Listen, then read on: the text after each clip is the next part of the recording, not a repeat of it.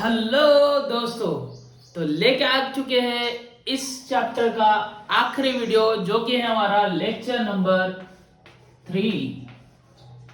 इसमें आज हम पढ़ने वाले हैं डिस्ट्रीब्यूशन ऑफ इलेक्ट्रॉन, उसके बाद इलेक्ट्रॉनिक कॉन्फ़िगरेशन, फिर देखेंगे हम आइसोटोप्स को और आखिरी में देख रहे हैं हम न्यूक्लियर रिएक्टर को। तो चलिए जल्दी से स्टार्ट करते हैं और सबसे पहले देखते हैं बोहर्स जी ने क्या कहा था डिस्ट्रीब्यूशन ऑफ इलेक्ट्रॉन के बारे में। तो सबसे पहले हमारा टॉपिक चालू होता है जो कि है डिस्ट्रीब्यूशन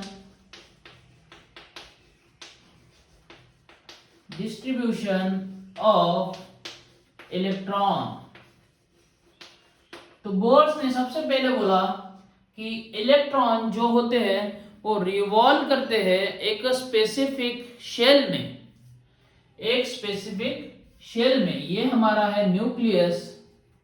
न्यूक्लियस के बाद एक फर्स्ट शेल, ये सेकंड शेल, ये थर्ड शेल, ये फोर्थ शेल। ये हमको पता था कि कॉन्सेंट्रिक सर्कल्स होते हैं। कॉन्सेंट्रिक सर्कल यानी जिसका सेंटर एक ही होना चाहिए और ये सर्कल बने होना चाहिए। तो फर्स्टली सबसे पहले हमको क्या बोला गया कि ये है electron revolve in a stable shell.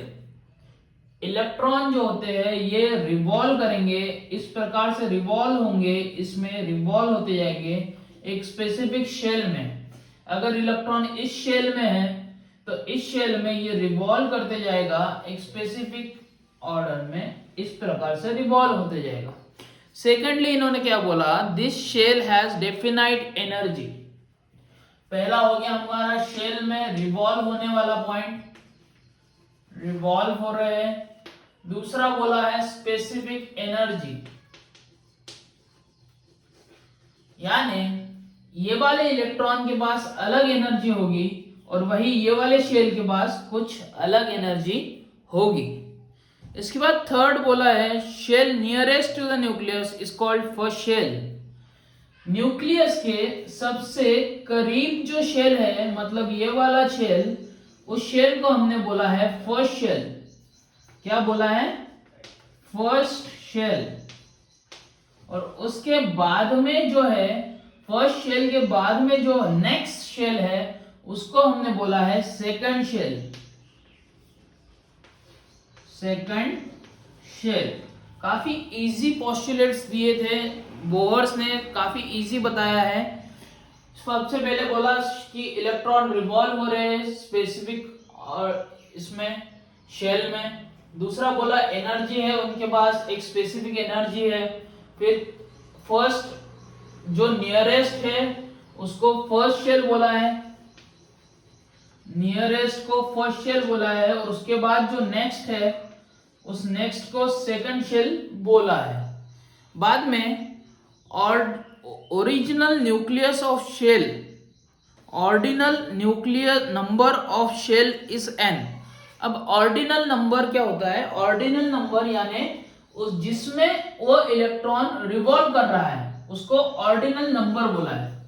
क्या बोला? ऑर्डिनल नंबर ऑफ शेल,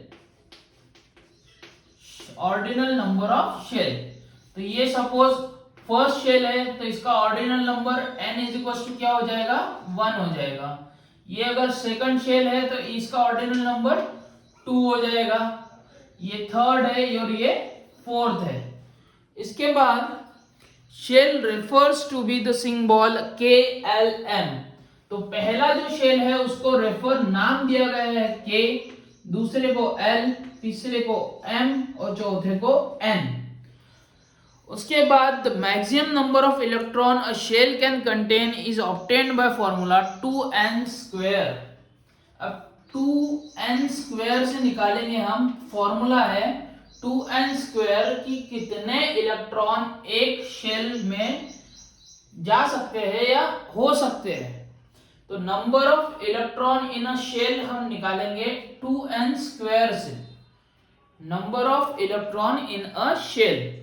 तो सपोज अब हम ये n is the ordinal number और ऑर्डिनल नंबर k के लिए क्या है? 1 है। तो अगर हम k के लिए डालते हैं जो कि है n इक्वल्स टू 1, तो 2 into 1 square is equals to क्या हो गया, 2 हो गया। तो इसकी k की इलेक्ट्रॉन कैपेसिटी कितनी हो गई, k की इलेक्ट्रॉन कैपेसिटी हो गई 2। उसी प्रकार किसे हम करेंगे L के लिए, तो 2 इंटू 2 का ऑर्डिनल नंबर इज 2 स्क्वायर, 2 2 जा 4, 4 इंटू 2 इज 8। तो ये इसकी L की कैपेसिटी कितनी हो गई, L की कैपेसिटी हो गई 8। इसी प्रकार से के L के बाद आएगा हमारा M, M का 2 इंटू 3 का होल स्क्वायर, 3 का होल स्क्वायर है तो ये आता है 9, और 9 2 जा ये हो गया 18। तो M की कैपेसिटी कितनी हुई, M की कैपेसिटी हो गई 18। इसी प्रकार से हम K L M और N की अगर करते हैं तो 2 इंटू 4 का स्क्वायर दैट इज 32। तो N की कैपेसिटी हो गई 32 इलेक्ट्रॉन की, 32 इलेक्ट्रॉन्स की कैपेसिटी हो गई। यानी K शेल में 2 इलेक्ट्रॉन घूम सकते हैं, ये एक इलेक्ट्रॉन और ये एक इलेक्ट्रॉन। L शेल में 8 इलेक्ट्रॉन घूम सकते हैं, M में 18 इलेक्ट्रॉन घूम सकते हैं, और N में 32 इलेक्ट्रॉन रिवॉल्व कर सकते हैं। इस प्रकार से हमको डिस्ट्रीब्यूशन ऑफ इलेक्ट्रॉन बोला गया, जो कि हमको बोहर साहब ने बताया। तो बाद में इसके बाद हम देखते हैं सबसे ज्यादा इंपॉर्टेंट पॉइंट आपके फ्यूचर के लिए और इस चैप्टर के लिए, जो कि होगा इलेक्ट्रॉनिक कॉन्फ़िगरेशन। क्या होगा, नेक्स्ट पॉइंट होगा हमारा इलेक्ट्रॉनिक कॉन्फ़िगरेशन। Electronic configuration. अब इलेक्ट्रॉनिक कॉन्फ़िगरेशन यानी क्या होता है, इलेक्ट्रॉनिक कॉन्फ़िगरेशन यानी होता है the shell wise distribution of electron in an atom of an element. Shell wise distribution of electron, shell wise distribution of electron. तो किसी एक कुछ एलिमेंट्स का मैं आपको करके दिखाता हूं। जैसे होता है हाइड्रोजन, हाइड्रोजन का एटॉमिक नंबर क्या है, हाइड्रोजन का एटॉमिक नंबर 1 है। तो 1 ही इलेक्ट्रॉन इसके आउटर मोस्ट शेल में होगा, एक ही इलेक्ट्रॉन है इसके पास। तो इसको कैसे लिखेंगे हम, इलेक्ट्रॉनिक कॉन्फ़िगरेशन 1 हो गया। उसके बाद हाइड्रोजन के बाद हेलियम अगर देखते हैं तो 2, तो 2 के पास 2 इलेक्ट्रॉन होंगे, 2 इलेक्ट्रॉन है तो इसका कॉन्फ़िगरेशन ये हो गया 2। हाइड्रोजन हेलियम के बाद आया लिथियम, लिथियम का नंबर है 3। अब यहां पे देखिए 3 इलेक्ट्रॉन है, 3 इलेक्ट्रॉन को फर्स्ट शेल की कैपेसिटी क्या थी, यहां पे एक काम करते हैं हम, यहां पे लिख लेंगे, इसको मिटा देते हैं। यहां पे K L M और N शेल, K शेल की कैपेसिटी कितनी है, 2 इलेक्ट्रॉन्स की कैपेसिटी है, तो 2 इलेक्ट्रॉन आ गए हैं यहाँ पे, और या बचे कितना, 1 इलेक्ट्रॉन, और वो इलेक्ट्रॉन जाएगा L शेल में। तो इलेक्ट्रॉनिक कॉन्फ़िगरेशन क्या होगा, यहाँ पे इलेक्ट्रॉनिक कॉन्फ़िगरेशन लिखेंगे हम। तो इलेक्ट्रॉनिक कॉन्फ़िगरेशन हो गया 2,1। इसी प्रकार से कार्बन का अगर करके देखते हैं हम, नंबर है 6, 6 इलेक्ट्रॉन है यहाँ पे, 6 इलेक्ट्रॉन को डिस्ट्रीब्यूट करिए, यहाँ पे 2 चले जाएंगे। फिर L की कैपेसिटी कितनी है, 8 इलेक्ट्रॉन की है, हमारे पास बचे कितने, 4 इलेक्ट्रॉन, तो 2 और यहाँ पे आ जाएंगे 4 इलेक्ट्रॉन। तो ये क्या हो गया 2,4। इसी प्रकार से हम करते हैं एरेगॉन का, एरेगॉन का, एरेगॉन का, एरेगॉन का, एरेगॉन में आए हैं 18, एरेगॉन का एटॉमिक नंबर है 18। तो 18 इलेक्ट्रॉन इसके पास है, 18 इलेक्ट्रॉन जाएंगे, जैसे 2 इधर जाएंगे, उसके बाद 8 इधर जाएंगे, और M में 8 जाएंगे। तो इलेक्ट्रॉनिक कॉन्फ़िगरेशन हो गया 2,8,8।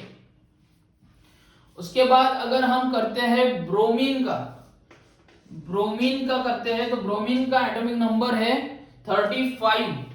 तो 35 को कैसे डिस्ट्रीब्यूट करेंगे हम?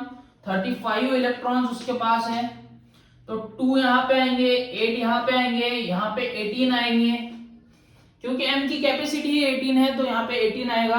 तो 18 और 2 हो गए 20 और 8 हो गए 28, बचे कितने में? 7, तो n में जाएंगे 7 इलेक्ट्रॉन। तो ये हो गया 2, 8, 18 एंड 7। तो ये हो गया हमारा शेल वाइज इलेक्ट्रॉनिक कॉन्फ़िगरेशन। इसके बाद काफी इंपॉर्टेंट पॉइंट है जो कि है हमारा वैलेंसी। आई होप आपको समझ रहा है।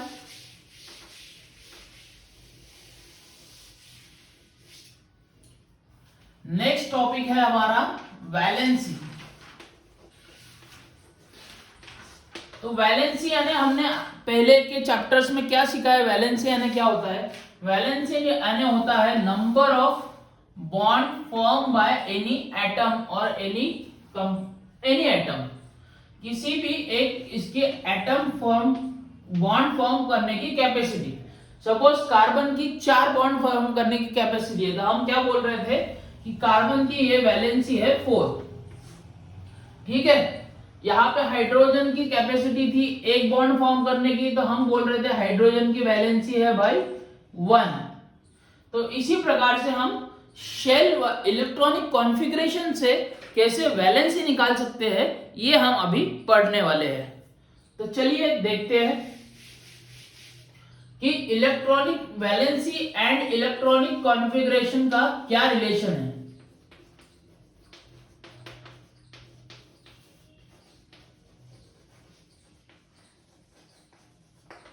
इलेक्ट्रॉनिक कॉन्फ़िगरेशन और वैलेंसी का क्या रिलेशन है? तो सबसे पहले ये जान लीजिए, फर्स्ट पॉइंट है outermost shell. Outermost shell यानी ये एक न्यूक्लियस है, ये फर्स्ट शेल है, ये सेकंड शेल है। तो आउटर मोस्ट शेल कौन सा हो गया? ये सेकंड वाला शेल। तो इसी को आउटर मोस्ट शेल को क्या बोला है? Valence shell. Valence shell. और इस वैलेंस शेल में होने वाले इलेक्ट्रॉन्स को बोला गया है, इन वैलेंस शेल में होने वाले इलेक्ट्रॉन्स को क्या बोला है? Valence electron. वैलेंस इलेक्ट्रॉन बोला गया है, वैलेंस इलेक्ट्रॉन बोला गया है। तो चलिए हम देखते हैं हेलियम का करके। अगर हेलियम का हमने देखा है तो हेलियम का क्या आएगी? वैलेंसी। तो हेलियम के पास एक ही शेल है जो कि है K और उसकी कैपेसिटी है 2 की। तो ये क्या कर लेगा? डुप्लेट फॉर्म कर लेगा। डुप्लेट फॉर्म कर लेगा तो इसकी वैलेंसी जो होगी, वैलेंसी हो जाएगी ZeRO 0। ZeRO 0। देखिए यहां का क्या क्लासिफिकेशन हुआ? 2 ही होगा क्योंकि एक ही शेल है। थोड़ा सा आगे जाके हम नियॉन का देखते हैं। नियॉन का एटॉमिक नंबर है 10। तो ये क्या होगा? 2,8।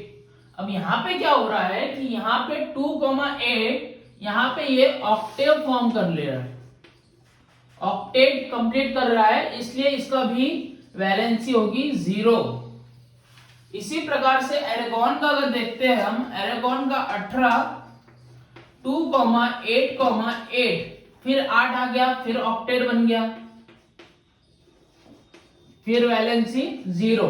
तो ये तीनों जो हमने देखे वो तीनों थे हमारे इनर्ट गैसेस। Inert gases. इसी प्रकार इनर्ट गैस कोई रिएक्शन में टेक पार्ट नहीं लेते, कोई रिएक्शन में वो मौजूद हमको नहीं दिखते, क्योंकि इनकी वैलेंसी 0 है और ये किसी के साथ बॉन्ड फॉर्म नहीं करते। तो इसी के बाद हम एक एग्जांपल देखेंगे सिंपली, जो कि बॉन्ड फॉर्म करते हैं। सपोज हाइड्रोजन का,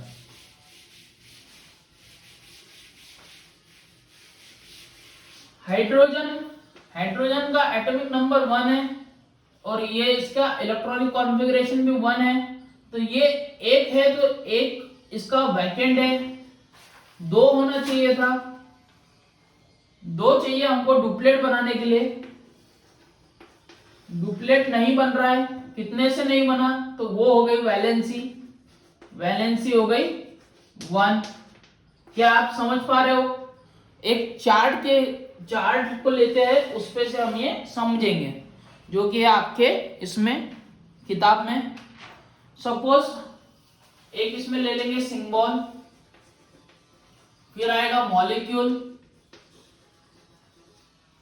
मॉलिक्यूल के बाद आएगा valency of element,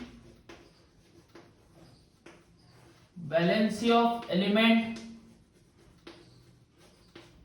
valency of element के बाद आएगा इलेक्ट्रॉनिक कॉन्फ़िगरेशन, इलेक्ट्रॉनिक कॉन्फ़िगरेशन के बाद number of valence electron, x से डिनोट किए हमने, और 8 माइनस एक्स ये आपका फॉर्मूला है, और for x is greater than और इक्वल्स टू 4 होना चाहिए। ठीक है, तो सबसे पहले हाइड्रोजन अगर देखेंगे तो हाइड्रोजन का मॉलिक्यूल हमको याद आता है HCl, इसकी वैलेंसी है 1, इलेक्ट्रॉनिक कॉन्फ़िगरेशन अब हाइड्रोजन का हो गया 1, तो x क्या हो गया? x हो गया 1। x क्या है? Number of valence electron, number of valence electron, number of valence electron काय में देखते हैं हम कि कितने आउटर मोस्ट शेल में इलेक्ट्रॉन है। तो क्लोरीन का देख लेंगे हम, क्लोरीन का HCl एक कंपाउंड फिर याद आ रहा है हमको, HCl तो देख रहा है, पर क्लोरीन का नंबर वैलेंसी ऑफ एलिमेंट क्या है? वैलेंसी ऑफ एलिमेंट फिर एक है। इलेक्ट्रॉनिक कॉन्फ़िगरेशन क्या होगा क्लोरीन का? 2, 8 एंड 7, क्योंकि 17 नंबर है, तो एक ऑक्टेव के लिए एक कम है, तो इसका हो गया 1, और यहाँ पे क्या होगा? 8 माइनस 7 दैट इज 1। इसी प्रकार से हम देखेंगे अगर मैग्नीशियम का हम करते हैं, तो मैग्नीशियम का अगर करेंगे तो मैग्नीशियम का एक मॉलिक्यूल याद आता है MgCl2, MgCl2, तो MgCl2 का 2 वैलेंसी है, 2, 8, 2, ये डुप्लेट फॉर्म कर रहा है यहाँ पे, तो ये हो गया 2, नंबर ऑफ वैलेंस इलेक्ट्रॉन ये हो गया 2। ठीक है, यहाँ पे कुछ नहीं आएगा। तो इस प्रकार से ये कुछ वैलेंसी निकालने का आपको टेबल दिया गया है। तो ये था वैलेंसी एंड इलेक्ट्रॉनिक कॉन्फ़िगरेशन का कुछ एक रिलेशन। इसके बाद हम देखेंगे आइसोटोप्स को। Oh very important point for definition. Isotopes क्या होता है? आइसोटोप्स सेम एटॉमिक नंबर रहेगा, बस डिफरेंट एटॉमिक मास नंबर रहेगा। क्या होगा? सेम एटॉमिक नंबर होगा, डिफरेंट मास नंबर होगा, डिफरेंट मास नंबर होगा। सेम एटॉमिक नंबर, और एटॉमिक नंबर को हम क्या से डिनोट करते हैं? एटॉमिक नंबर Z, और एटॉमिक मास नंबर A से डिनोट करेंगे हम। एटॉमिक मास नंबर A से डिनोट होता है और एटॉमिक नंबर Z से डिनोट होता है। तो सपोज कार्बन है, carbon 6, carbon 6, carbon 6, atomic mass 12, 13 और 14। इस प्रकार से आइसोटोप्स दिए गए हैं। तो मास नंबर क्या होगा इसका? इसका मास नंबर का ऐसे डिनोट हो रहा है A से। मास नंबर A क्या हो गया? इसका मास 12, इसका मास 13, इसका मास 14। क्या आपको समझ रहा है? यहाँ पे C12 है तो मास 12, C13 mass 13, C14 mass 14। Proton proton. Number of proton कैसे निकालोगे? जितना उसका एटॉमिक नंबर होगा। नंबर ऑफ प्रोटॉन्स कैसे निकालेंगे? प्रोटॉन नंबर जिसका जितना उसका एटॉमिक नंबर होगा। Atomic number 666। फिर अगर न्यूट्रॉन निकालना है तो मास नंबर माइनस करो atomic number a minus Z. ये हमेशा याद रखना है, a माइनस जेड। तो 12 माइनस 6 हो गया 6, 12 माइनस 13 माइनस 6 हो गया 7, और 14 माइनस 6 हो गया 8। तो ये निकल गए हमारे न्यूट्रॉन, प्रोटॉन और मास नंबर आइसोटोप पे से। तो ये था बहुत ही important point, that is isotope, same atomic number and different mass number. इस पे से न्यूट्रॉन निकालना, प्रोटॉन निकालना आपको काफी इजी जा सकता है। तो इस चैप्टर का आखिरी point that is nuclear reactor को लेके आ चुके हैं हम। तो आखिरी पॉइंट है इस चैप्टर का इज न्यूक्लियर रिएक्टर। अब न्यूक्लियर रिएक्टर कैसा काम करता है? न्यूक्लियर रिएक्टर का काम है इलेक्ट्रिसिटी जनरेट करना। इलेक्ट्रिसिटी जनरेट करना। अब ये इलेक्ट्रिसिटी जनरेट होगी कैसे, यही हमको देखना है। तो न्यूक्लियर रिएक्टर एक मशीन है जो करती है इलेक्ट्रिसिटी को generate in a large scale by using atomic energy. क्या कर रही है? एटॉमिक एनर्जी, यानी एटम की एनर्जी से वो इलेक्ट्रिसिटी को जनरेट कर रही है। तो न्यूक्लियर रिएक्टर में न्यूक्लियर फ्यूल डालते हैं हम। क्या डालते हैं? न्यूक्लियर फ्यूल डालते हैं। उस न्यूक्लियर फ्यूल का रिएक्शन होती है और हमको एनर्जी रिलीज होते हुए दिखती है। तो सबसे पहले हमने न्यूक्लियर फ्यूल लिया यूरेनियम 235। यूरेनियम 235 को लिया।